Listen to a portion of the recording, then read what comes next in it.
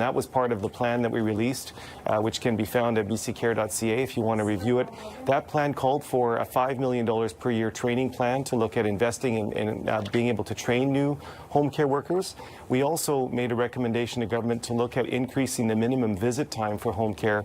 Currently, it's around 15 minutes for the visit, and we've recommended that the government double that to 30 minutes per visit to allow seniors to have more engagement with their care workers.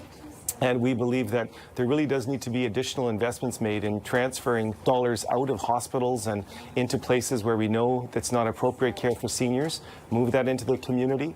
In fact, our analysis would show that just a 1% transfer of dollars out of the hospital budget into the community would result in 4,400 new care homes across the province, or roughly 12 million additional home care hours, which we know would be very welcome across the province.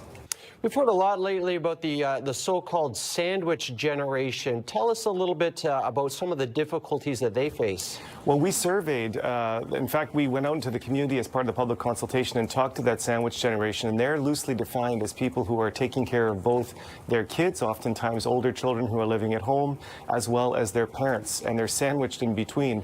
And they're facing a number of different struggles.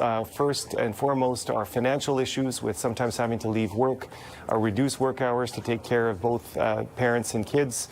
They were very clear to us that they had a difficult time, making the time for family and accessing care, those types of things. So 3 in 10 British Columbians are currently in that sandwich generation. So it's not an insignificant number of people who are doing the juggling act.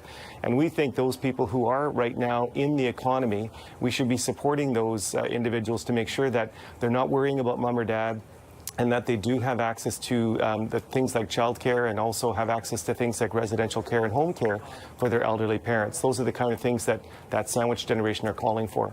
And last thing before we let you go, Daniel, I want to get a little more into the Care Credit Program. Tell us about the concept here. Yeah, very simple. The Care Credit Program would allow people who are in particular in home care the ability to be assessed for their needs. They would be provided with some care credits. Those care credits could be used for them to make the direct purchase of home care services in their community. It's as simple as that, but it is a very innovative approach, never been tried in Canada, and it's included in our plan, and we're hoping that the government will give it consideration moving forward past the next budget. Daniel Fontaine, head of the BC Care Providers Association, thank you so much for your time today, Daniel. Thank you for having me on.